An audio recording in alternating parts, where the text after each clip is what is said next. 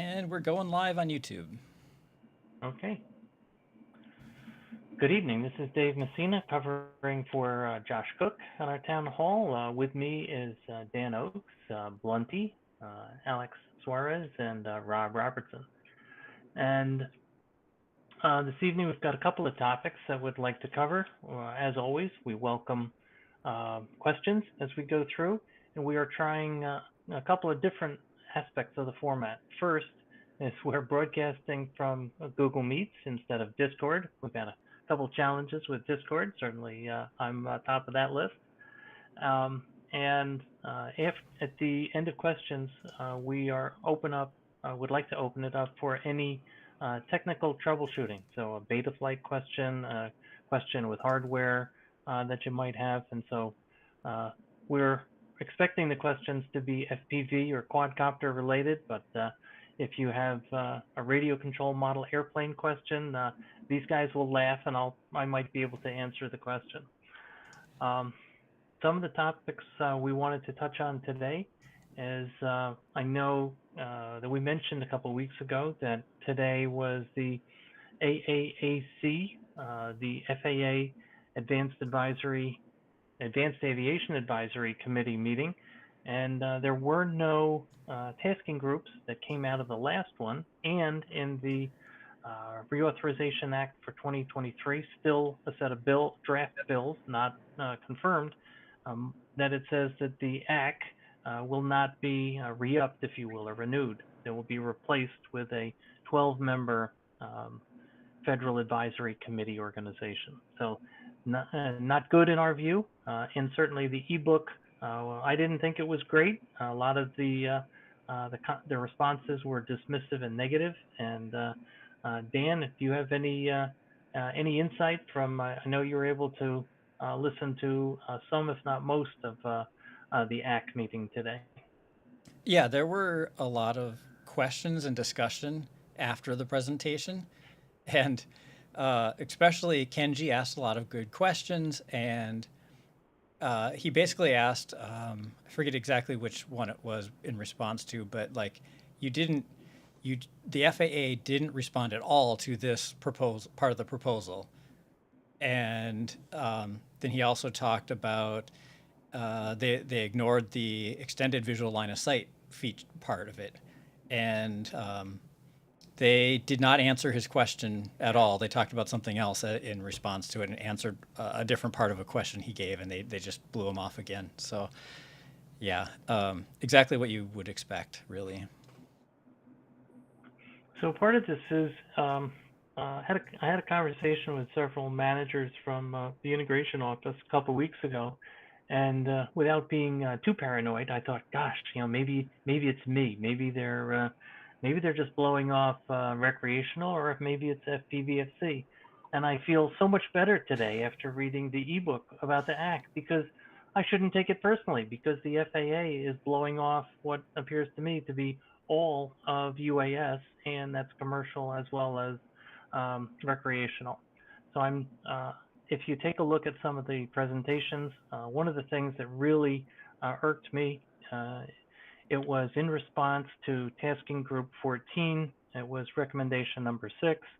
And one of the recommendations that was the entire basis for tasking group number 11, if I have it correctly, that was the one that Bob Brock from Department of Transportation of Kansas led. And we spent a great deal of time and a great effort and great explanation and discussion with the FAA on changing the safety framework for UAS to something called target level of safety. And this makes a lot of sense to us. We've talked about it.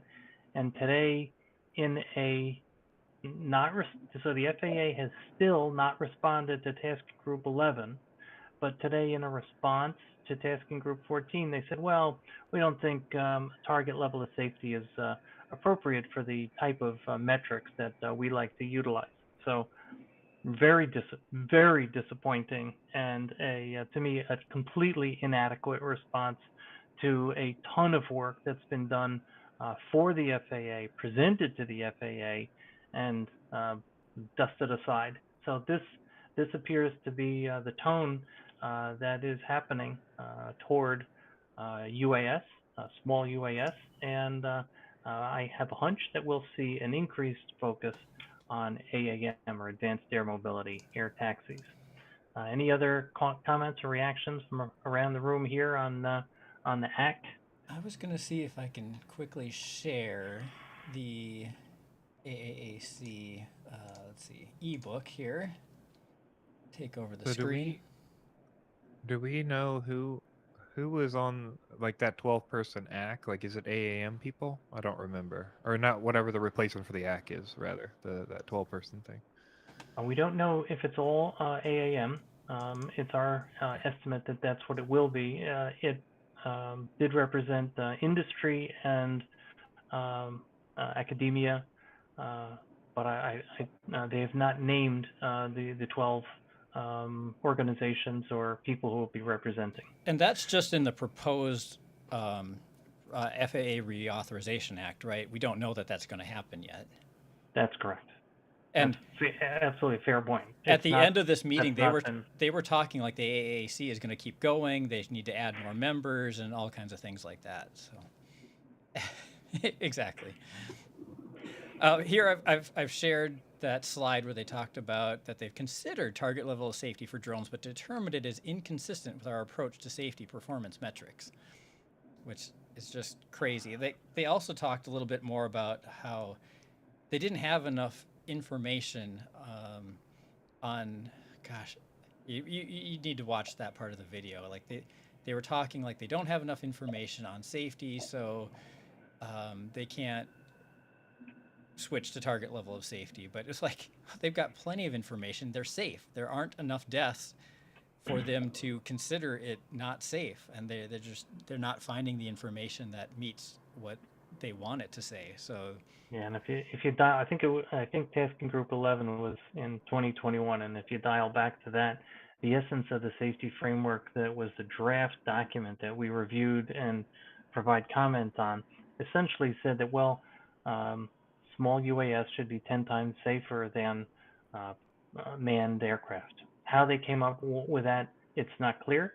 But then, of course, when we pointed out that if in as much as manned aircraft have a n number of deaths per year as a target, where does one start when you have 0 as the baseline? And so this is a really unfortunate response from the FAA. So Dave, do you know anything about this next sentence where they said we have developed and publicly shared a standard scenario for obstruction shielding? And it makes me think of shielded operations, but I haven't seen anything publicly shared from the FAA about shielded operations. This was for, I thought, public safety only. So the FAA has come out with a scenario for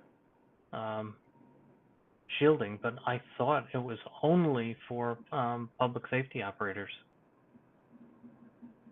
Okay. Law enforcement, emergency, if I'm not being clear on public safety. Like Rob, I'm the man. Yeah, that's my understanding is it's public safety specific. I'm waiting to hear back on our submission on the CONOPS for ours. Yeah. So that's one we can ask about. And that was the other thing, is that they, in this format of the in the ACK, where there's no audience. Unless you're a member of the ACK, you could not be in the room. It was streamed, so you can watch it. That's good. There was an ability when we were there in person to talk to FAA staff as well as the ACK members at their breaks, and that was useful. And so that has been eliminated as well. I'll post in the YouTube chat a link to that video for people to go watch it later. It's super exciting. Okay. Yeah.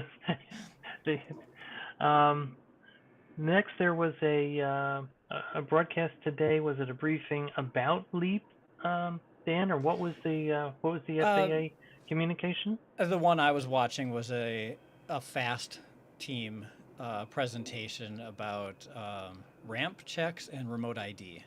So I think I shared that with our group last week or something. That it came out somewhere. Mm-hmm. I only watched the first 45 minutes of it because then we had to start getting prepared for this meeting. And the first 40 minutes, 35 minutes was talking about Part 107 operations and keeping track of your flights and all the things that Part 107 pilots who fly all the time do with their fleet of aircraft. So I wasn't paying a whole lot of attention because that's not really relevant to what I do. And then they jumped into remote ID stuff, and they were quickly running out of time just sort of explaining the basics of remote ID. And because they were trying to simplify it, they kind of made it harder to understand because remote ID has so much nuance to it. You know, you'd quickly say things like, oh, yeah, well, you have to register all your drones. Well, there's more to it than just everybody has to register all their drones. It's recreational versus commercial versus weight versus, you know, whether you can use a module. And anyway, I was a little frustrated listening to that. And then there was a bunch of questions coming into the Q&A, and they were going to answer them live, and then I had to leave, so I didn't hear the rest of that one. One of the 107, we mentioned it a couple weeks ago, and I'm delayed. It's my delay to get this documented and get it published. Is we've been chatting with Kevin Morris subsequent to a presentation he had on Geeksvana, where he was describing that it's okay to use a broadcast module for Part 107 compliance of remote ID, and he said that it's really independent of the data manufacturer. So Kevin has been kind enough to discuss this with us, and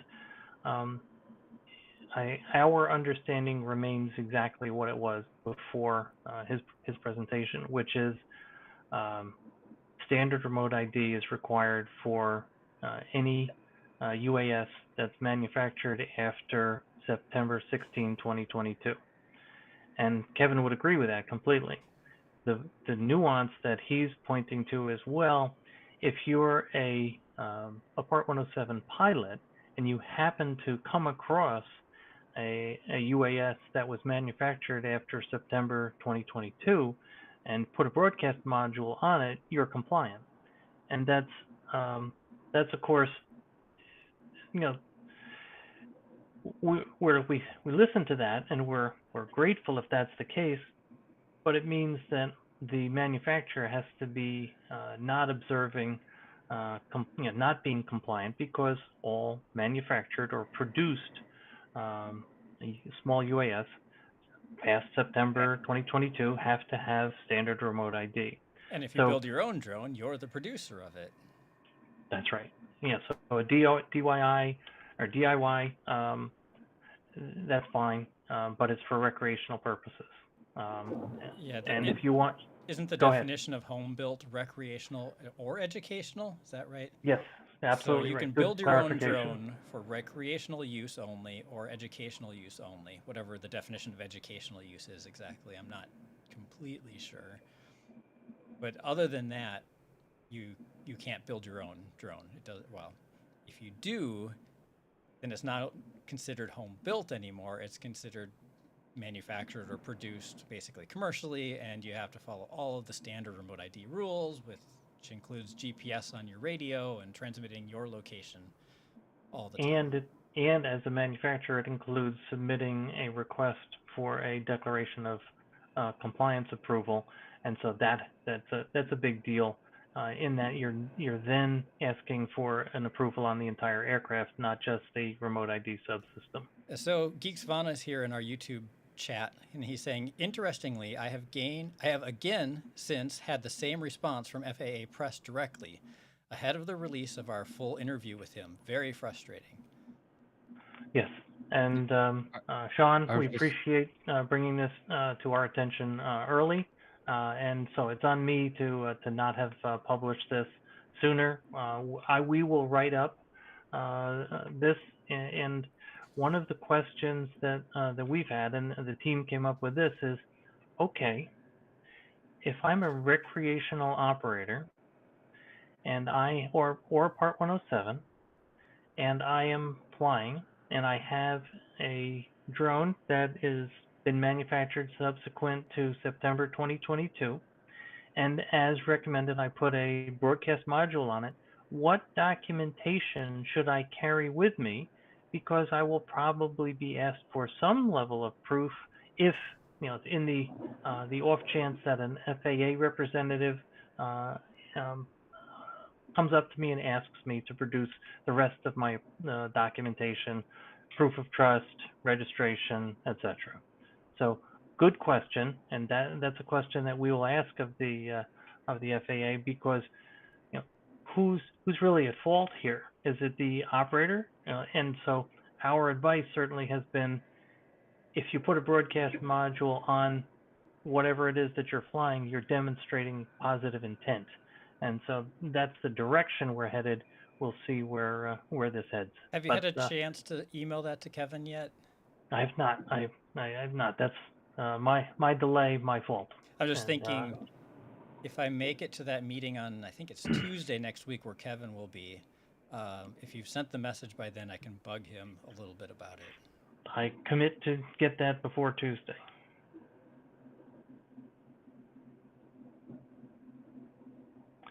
Oh, Okay. one other thing that came up in the AAAC meeting near the end, Kenji asked, in a roundabout way, asking about if remote ID enforcement was going to be delayed.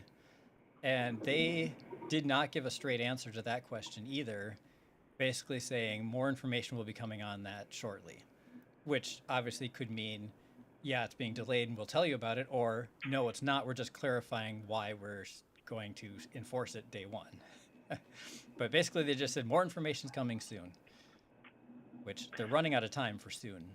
Right. And so as one of the things that we've chatted with the FAA about is, as a community-based organization, we would be happy to share some of the information that is forthcoming from the FAA. We'd be happy to have the information embargoed. We're adults. We know how to handle secure information. How can we help? How can we work together on situations just like this, where we've got the FAA has been asked again and again and again, is 9/16/23 going to be delayed or not? And we can help get the word out. We can help understand. We can help provide the questions in the FAQ.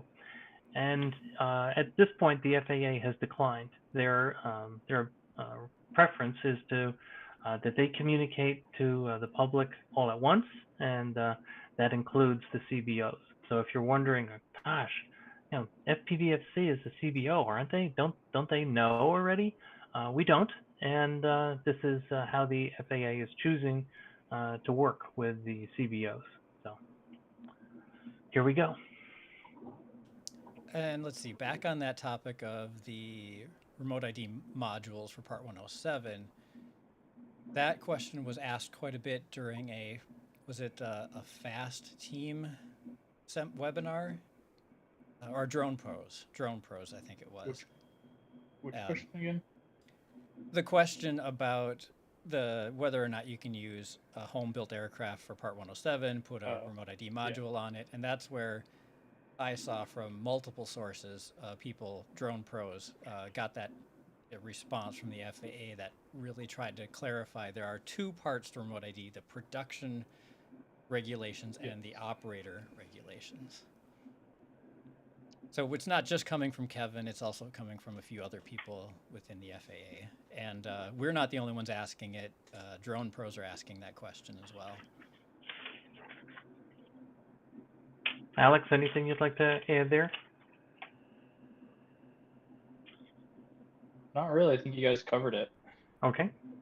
Yeah, did anybody else have any other questions on what are we not fully clear on, or if you've got more questions on home-built aircraft, putting a remote ID module on it and trying to fly non-recreational flights? Not that we think anybody is going to be out there really. You'd have to be really observant to figure out that remote ID broadcast coming from a drone is supposed to be standard remote ID and is coming from a module instead. You could figure it out, but it's not just going to be obvious. Yep. Yeah. We'll see how many people download the data and determine whether the GCS values are static or dynamic. Stardust FPV is saying, is sub 250 okay? I assume they're asking about whether or not you need remote ID. If you fly recreationally under 250 gram aircraft, you do not need remote ID. But if you're flying a Part 107 operation with a 10 gram drone, you still need remote ID on it if you're outside, if you're in the airspace. And if you're flying under 250 grams, Dan has written a great article on this that's on our website. You do need to comply with the other regulations, and so that's that gets important. And we ask you to take a look at our website. It's things, it's not hard. It's things like trust and which safety guidelines you're using, and not much else. And so that's a good thing. You register yourself, you take trust, and comply to the CBO's safety guidelines, and that takes a bit of reading. And we're happy to answer questions on those as this continues. There's another question that I'm not really an expert on here. They're asking, are K through 12 operations still considered a Part 107 operation? Oh. You clicked on my Yeah, it looked like I must have had a very brief internet, a blip there. Sorry about that. Yeah, there's a question asking, are K through 12 operations still considered a Part 107 operation? For the time being, yes. It's hoping to change with the new Reauthorization Act. There's language in there that is looking to change that, such that it does fall under the educational institutions exemption under 44809. But as of now, it is currently under 107. And Alex, we can charter an educational institution, and therefore they can then thereby operate under 44809, a recreational exception. Is that correct? Yes, however, the teacher would still need a 107. Good point. So yeah. So and they the still need students remote would be ID. fine. The right? Teacher would. I'm sorry, Blunty? And they still need remote ID as well, right? Good point. Good point. Absolutely. Unless someone makes a FRIA for them to fly in. Well, unless they're under 252. Unless they're under Correct. 250 grams, Yeah. if they're flying under our charter. Yes. Yeah. And the whole reason for this is that, right, in the Reauthorization Act, educational institution was basically defined as higher education, so college, university, not K through 12. Right. And then, so in the 2023 FAA Reauthorization Act, it's being put forward, just as you said, Dan, that with the K through 12 will be added to to what the existing higher institution, educational institution. And the reason I brought it up that we can charter this, you'd say, well, if it passes, it's great, it's done. Well, the FAA has the mandate to get that done, and you will all recall that it took the FAA about 4 years to get the CBO documentation and the FRIA documentation and processes out, and that was part of the 2018 FAA Reauthorization Act. So if the 2023 Reauthorization Act approves the inclusion of primary school K through 12 to the educational 44809 view, then the FAA needs to put that into effect.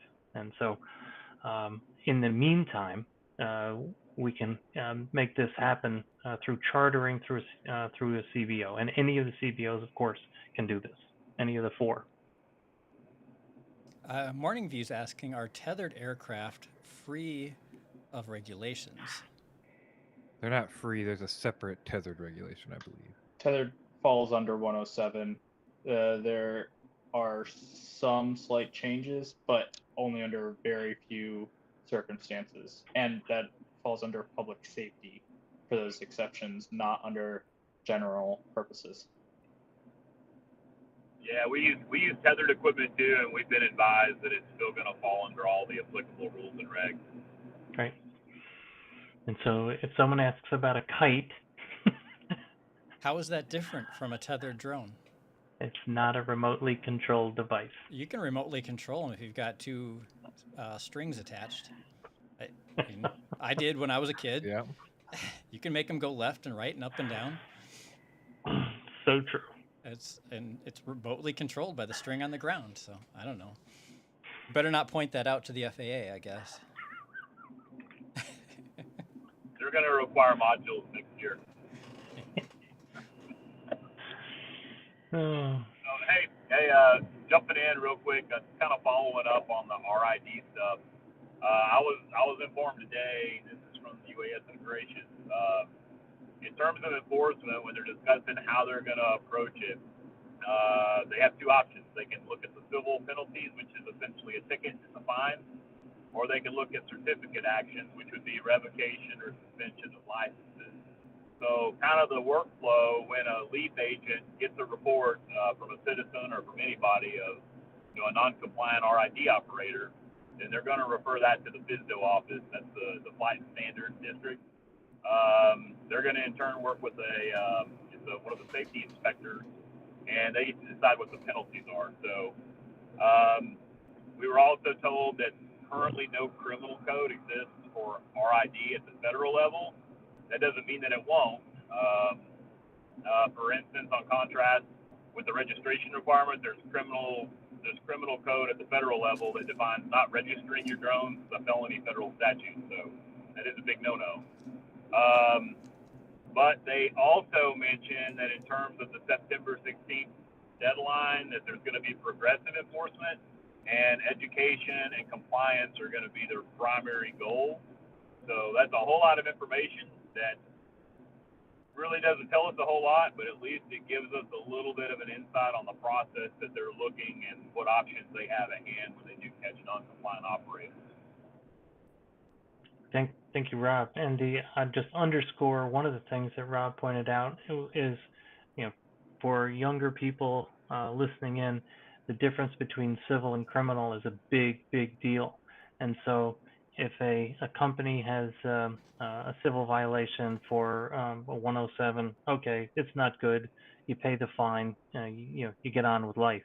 A criminal violation goes to an individual, and it's a big deal. It can affect your life for the rest of your life.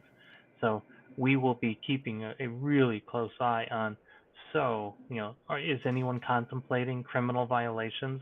And as Rob said, not registering is a criminal violation. So we'll get into some of the details of that. This is not to frighten anyone. This is along the lines of we're here to try to help people fly as they have been flying, with the least amount of friction and the most freedom possible. And speaking of registering, the Drone Zone website, when you go to say you've registered as a recreational pilot in the past and you go now to renew your registration, it's trying to trick you into registering all of your recreational aircraft and giving model numbers and serial numbers and all of that stuff when you go there. That's definitely tripped up a few of our members. I went and looked at it a little closer today, and if I go and renew mine, it says, hey, you don't have any drones registered. Please fill out this form and register your drone. And you can fake your way through it. You can say your drone is home built, and then you can give it some silly name and say that it doesn't require a remote ID and doesn't need a serial number and get through that. But they're definitely trying to make it difficult for you to get by without registering the serial numbers of all your drones, which you don't need to do for recreational. You register yourself and you get an ID number of you that you put on all of your drones. Right, and the broadcast module that you use has a serial number. So it's you register as an operator, and the broadcast module has its serial number. That's what the FAA is asking for us to put on Drone Zone, and that's it. Yeah. I do think they've been asking for this for a minute, or maybe It they has did it been and a then while. stopped, because I Since remember at least doing it like December. Yeah, I remember doing it a while back, and then it was like I had to enter all that home built stuff, and then I got asked about it a couple times by users. I think it was not long after September 16th, 2022 that they started doing it, Yeah, because they added the around that integration time for frame. it. Yeah. Yeah, mine expires this December. Is it a 3-year? Now it's a 3-year, but it was a 2-year. It's 3-year. I think. So it was at least a think couple it was- years ago the last time I renewed, and it wasn't in exist. They didn't ask you that back then, but that was a long time ago. Yeah. Rob, were you trying to get a word in? Yeah, it's my understanding too, and y'all fill in if you have any more insight, that if you do have a currently compliant drone, so say you have a Avata or Mavic 3 Mini or Mavic 3 series, some of the Autel V3s, Kill, some of the Skydios, it's the duty of the operator and pilot to go back into your registration and add the 20-digit remote ID serial number. So, I think I mentioned it a couple of weeks ago at the town hall meeting, the DJI Potato original FPV. They did a release on that to make it RID compliant, but it is not yet in the FAA database as of this week. So I don't know if there's a delay. I don't know what the deal is on that, Dave. And is that's for Part 107 only? Part 107, correct. Okay. Good. Oh, we can also talk a little bit more about FRIAs if we want to. I know a lot of people have asked where can they see a list of the FRIAs, and we've been pointing people to the UAS facilities map, I think is that what you call it? And that's where the FAA has said that they will be posting them, but they're not there yet. Alex, I think you had a bit more details about when, like they're supposed to be there soon. For The FRIAs showing up on the facilities map. Oh yeah, the FRIAs. So the FRIAs showing up on the facility map. That is looking.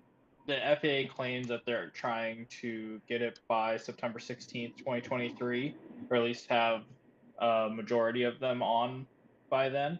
The system, as of now, or as of the last time I checked, which was last Wednesday, does not have FRIAs on there.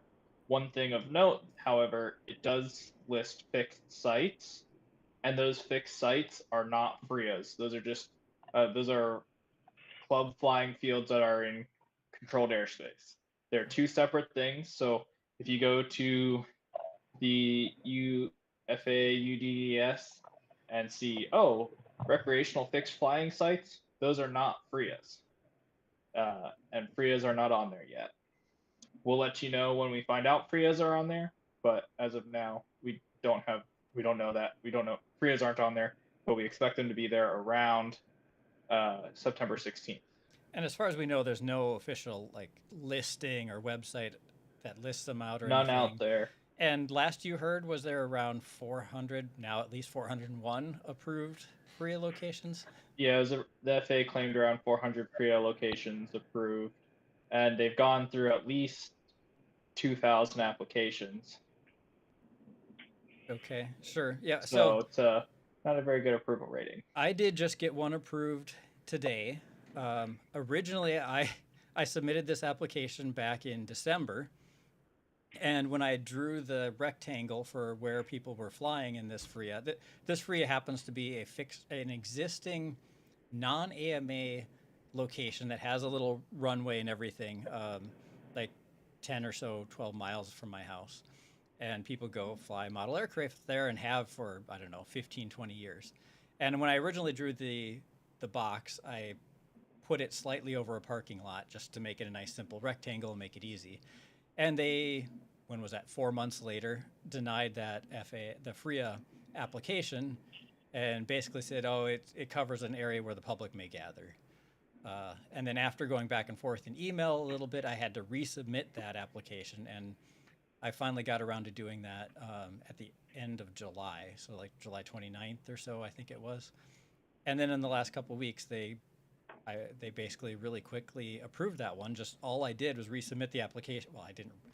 I created a new application because they don't let you like edit one.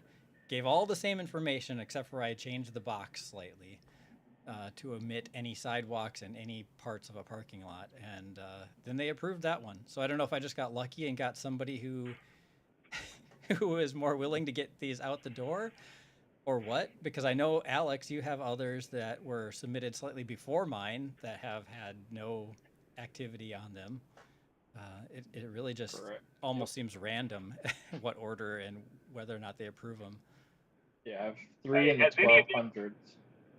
Has any FRIAs been approved that's over structures, like physical structures, buildings, houses, commercial? I know driveways, parking lots, sidewalks, roads are a problem. What about actual physical structures? Do we have any insight on that? None that I'm aware of that have been approved with those. Go ahead, Alex. The airport I got approval for, I'm pretty certain I included the hangar inside the boundary, and that was approved. Wow. Yeah. Because I included the entire runway too, so the whole runway and the hangar itself. I'm fairly certain I included in the boundary. Because Rob, because the advice we've been given and the advice we're providing to folks submitting applications is do not include a building or a structure, because that's one of the denial points that we've seen from the FAA. Well, I'm glad that remote ID makes it so much safer to fly over those structures. And apparently helps the environment too. Stan Johnson's asking, is there a documented definition of the FAA goals? There's much conjecture about the industry roles, but how do we use their goals to our advantage without just saying we should be exempt? Say their goals are probably in statute, or I mean, probably look at the Reauthorization Act. The first thing I think of is the FAA's goal is to make the skies safer, or safe, and drones have been proven to be extremely safe. So why all the regulation? But that's not how the FAA sees it. Right. The wording in the, I was just going to say, the wording at the top of the final rule is the remote identification of unmanned aircraft is necessary to ensure public safety and the safety and efficiency of the aircraft in the United States. You know, that's the statement at the top of the final rule for remote ID. That's where I was headed as well, Bunty. That's one of the better statements in terms of the overall goals, and so which of course then makes us ask the question: so, how does this help with safety? Yeah. And and they can't answer that. There's no good answer to that. Remote ID is, in our judgment, based on security requirements, and it's predominantly from Department of Homeland Security. Good question. Don't have a great answer for you. And then Alex already answered this in the chat, but Stardust was asking about a West Delray RC Park. It sounds like it must be an AMA field, and asking if anybody knows the status of that, probably whether it's a FRIA or not. And Alex was saying that we don't know the status of AMA fields, and I don't know if the AMA has made that information public as to which ones have been approved or not. I know some other people know whether or not their local one has been approved. I think the AMA said. Go ahead, Alex. I think the AMA said that they were going to try to add an indication on their flying site finder page too. Great. I know that the AMA has multiple people full-time filling out and amending, filling out applications and amending applications for their 2,600 fields across the country. These applications do take a bit of time, which is why we ask, if you submitted an application, would be grateful if you became a member of FPVFC or any of the CBOs that you submit, or that you ask an application to be submitted on your behalf. It's the way it's working right now. And so if you can't fly in a FRIA and you need a remote ID module, what's the status of remote ID modules these days, such as the Flight Test Easy ID and what's the BS module? Drone Tag? BS. Like, what are the status of those these days? So I know the status of those two. As we've said, we have been participating in the development and the requirements, and have received no compensation for it. Also volunteer work on the Flight Test FT Easy ID module. We announced that on July 21st. We anticipate order availability before September 16th. We're hoping for mid-August. We've missed that. So very shortly, and we will have all the various function that we've talked about, 10 grams, internal, no external antennas. It's easy to set up in that the serial number is burned in, so you don't have to key in the serial number into the device. Power it up. It runs 2S to 8S battery power, and it should be available from Flight Test as well as several retailers. On the drone tag device, that's starting to ship the BS module, which is the one we are most interested in. It's small and it's capable, and it's shipping now. And so they had Drone Tag had targeted July, and so they had some Taiwanese supply chain challenges, and so that's shipping out now. And there's a list of others as well, and we're working on that list, and we're also will be purchasing representative samples and providing an evaluation to the best we can on those broadcast modules. Dave, what can you say about the Easy ID running on 1S batteries? I don't think it can, and I'm pretty sure that the lowest voltage it'll support is 5.5 volts. So obviously, with 3.7 is a 1S, and so it's we targeted it to 2S at the 8S, and we had certainly considered that a 1S would tend to be a sub 250 aircraft, sub 250 gram aircraft, and not need a broadcast module. Someone's asking how much is it? How much? I assume the Easy ID. I'm not sure if they're asking that or Drone Tag. I guess you could answer both. I think the latest I have is the manufacturer suggested retail price for the FT Easy ID is $109, and the price for the Drone Tag BS module is $89, and an additional fee for the antennas. I think it was about somewhere around $10 for the antenna. CB Runner's asking about UART pass-through of GPS data. I assume of the Easy ID.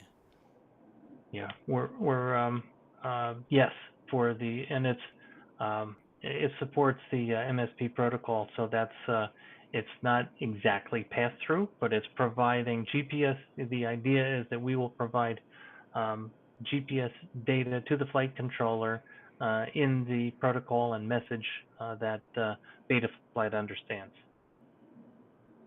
It sounds like XJet's curious about the 1S because something like a disc-launched glider, I'm assuming they can get away with a 1S battery because they don't have a whole lot of electronics in them to run, and they clearly can be larger than 250 grams. So something like Easy ID wouldn't be a good solution in that case.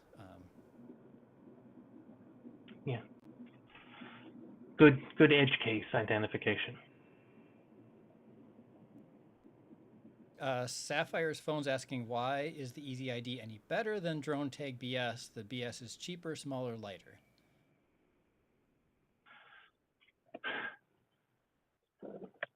Well, it's why is it better? We tried to be reasonably even-handed. We've had a lot of time put into it, so I mean, we should, as a full disclosure. But again, we're not getting paid for sales of the flight test product. It is designed and made in the United States. It is a product that we think is stable, and the Drone Tag organization and the company is a good firm. We've spoken multiple times to their CEO and several of their engineers. good set of products, good reputation. They've also had the ability to spread the work that they've had to do to design remote ID modules across a series of products, and that lowers your non-recoverable development expense. So why the price difference? That, without knowing a lot, that would make sense. So why is the flight test FT Easy ID better? It also integrates with a flight test application. There's additional value there, and Made in the United it's very States. easy. Yeah, made in the USA and very easy to set up. And those are, as well as all internal antennas. Those are the things that we feel. Extra's asking about the GPS update rate on the flight test unit. I assume, so like the remote ID only needs an update of once a second to broadcast Mhm. your location. But like, I assume he's asking more along the lines of what's Betaflight going to see as far as a GPS update rate? And I haven't really used GPS with Betaflight, so I don't know what's important there or not. 0.5 seconds is the update rate. Sounds good to me, but I don't know if that's good or not. Is that normal for GPS units for Betaflight? Yeah, I'm not sure what the U-Blocks is, what it's pulling in. I can find out. It sounds reasonable to me. And Rob needs to put on his seatbelt or something, it sounds like. Either that or Star Trek's calling. He's Oh, beaming I'm up. pulling in my driveway.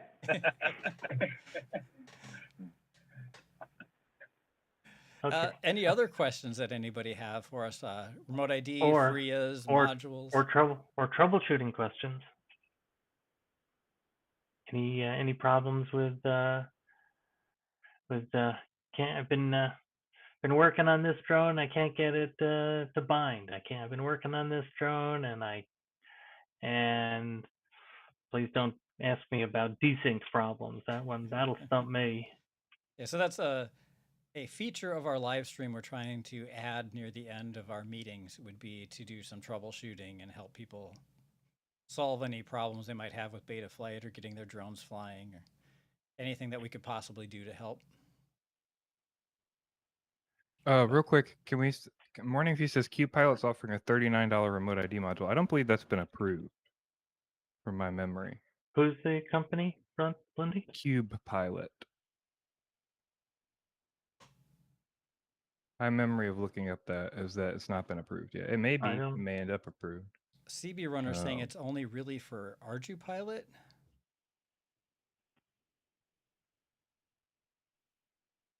Yeah, and so it's I called do know Cube that ID. I know that some of the Cube products do not have GPS because if you're flying ArduPilot, you've got a GPS on board. So, yeah, we're very aware of the company QPilot. Not I'm not familiar with the various models or a sale that they're running. We can dig into that. Yeah, as far as I know, they haven't been approved yet. They're not on the DOC list. I could be wrong, but that's the last time we looked that was the case. And then when they talk about it, they just say designed in compliance, but not with any DOC. And to go along with what you said, Dave, XJet saying that the Cube Pilot remote ID module also has no onboard GPS. So that would make it a totally different kind of remote ID module. Mm-hmm.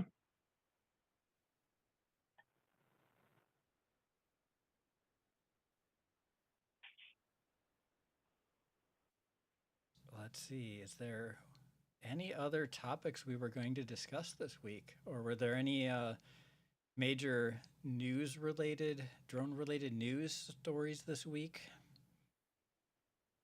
that anybody came across? Particular. Yeah, none are coming to mind for me.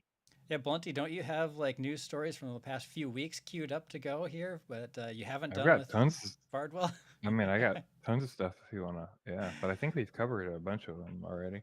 Yeah, we're pretty much at the end of our hour anyway, so that's all right. But if there's any major news announcements that anybody has come across? I think the Okay. only thing is that I think this. Yeah, I could be wrong. Other than like, I don't know. Maybe Alex can tell me. Has there been any multi-GP event where there's been like a large lipo fire, or is West Coast Throwdown like the first time this has happened that we know? That's probably the largest I know of. There's been lipo fires at every major multi-GP event.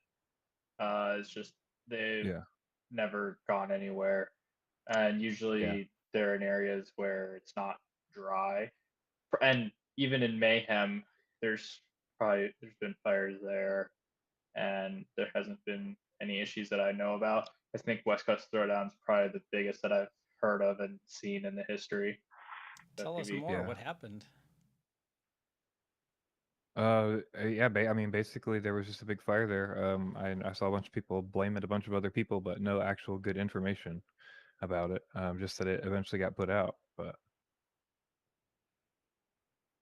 I'm not exactly sure how big it was or anything. I'm curious to see. I'm curious what the quad looked like afterwards. Yeah, and from a public responsibility perspective, we're all very concerned about anything that looks like a wildfire or starts a wildfire, and I ask everyone to take extra caution. That there's anyone who lives in North America is very aware of what's going on in Canada. Australia is having terrible fire problems. Europe is, Greece, and so I mean this this is something that we can take extra precaution about, and it's great that multi-GP events have. Oh yeah, we've had fires, but we've handled them all, and that's what we'd like to keep that to be the norm. Yeah, that's the last thing we need is media to jump on a wildfire was started by drone battery. That Yeah. the image of drone pilots is already an issue in the media. We don't need that to be added to it. Yep. I think it's easy to get complacent with the lipos we have, so it's good to mention it. Absolutely agree, Plenty, and I applaud anyone who posts like, "Hey, this just happened to me. I'm using a bat safe, but if I didn't, I would have burned down my house, or I would have burned the car, or so." Yeah, complacency is it's like operating with gasoline. I've been not working on internal combustion engines since I was a kid, and we take for granted how much energy is inside a can of gasoline. Same thing with lipos. They're really powerful, and we just have to remain aware and safe. Lipos, propellers, and authorization in airspace. Those are the areas where we are concerned with respect to safety. Yeah, like we We tried think to that's tell the FAA over and over and over again, most of the safety for drones is on the on ground, the ground. not in the air. Right. Right. Yeah. That's right. Very good. Any other questions, Dan? I'm not seeing anything else coming through YouTube, but there's usually like a 30-second delay before a lot of people hear us on YouTube and then get a chance to type their question, and then we get to read it. Okay. So give people a Well, few more seconds, but otherwise, I think we're about ready to wrap it up. okay. And I think up to those listening, think up any troubleshooting questions. We spent, four of us spent Flight Fest from wall to wall, from start to finish of the event, helping people and getting them encouraged and getting them excited about FPV. And it was a great experience. And there's quite a bit of talent on within FPVFC in our team, and happy to do whatever we can to help. Oh, Blunty answered one quick question in the chat with a good news story. When's Joshua Bardwell going to do live streams again? And apparently he's coming back on the 27th. So, Yep. How's that for news? Excellent. All right. I would thank everyone. Thanks for the FPVFC team for being here this evening, and thanks everyone for listening, whether you're listening live or rebroadcast. Appreciate any questions and appreciate the support. Yep, thanks. Have a good evening. See you guys in 2 weeks.